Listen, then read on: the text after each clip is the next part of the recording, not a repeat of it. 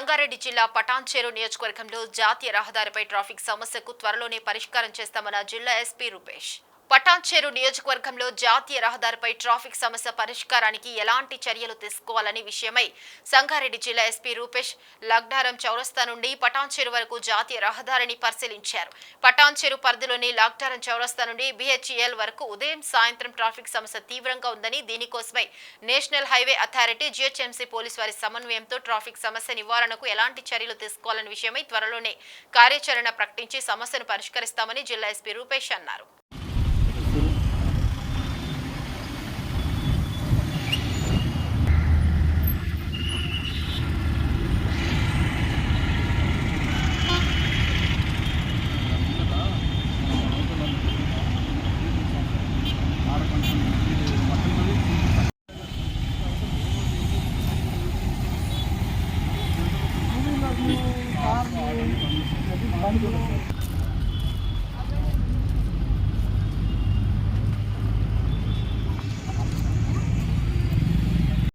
పటాన్చెరు పారిశ్రామిక ప్రాంతంలో morning and evening peak అవర్స్లో ట్రాఫిక్ జామ్ కానీ రద్దీ కానీ ఎక్కువగా ఉంటుంది. సో అర్బనైజేషన్, ఇండస్ట్రియలైజేషన్ ఎక్కువైంది కాబట్టి ఈ ట్రాఫిక్ ఫ్లో అనేది చాలా ఎక్కువ ఉంటుంది.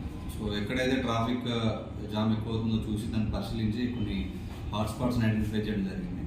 సో ఆ హాట్స్పాట్స్ అన్నింటినీ కూడా ఈరోజు విజిట్ చేసి సో ఎట్లాంటి ఇంజనీరింగ్ చేస్తే బాగుంటుందా, ఎన్ఫోర్స్మెంట్ చేస్తే బాగుంటుందా అని ప్లాన్ ఆఫ్ యాక్షన్ తీసుకున్నాం.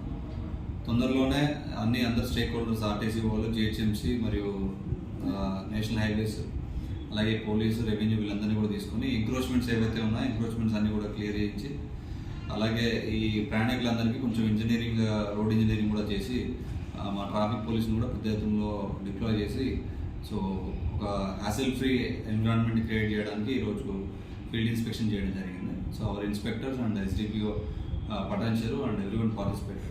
సో ఇంకా 1 వీక్ 10 డేస్లో దీన్ని ఒక మిషన్ మోడ్లో తీసుకెళ్ళి ట్రాఫిక్ సమస్యను తీర్చడానికి సంగారెడ్డి జిల్లా పోలీస్ అనేది ప్రయత్నిస్తారు.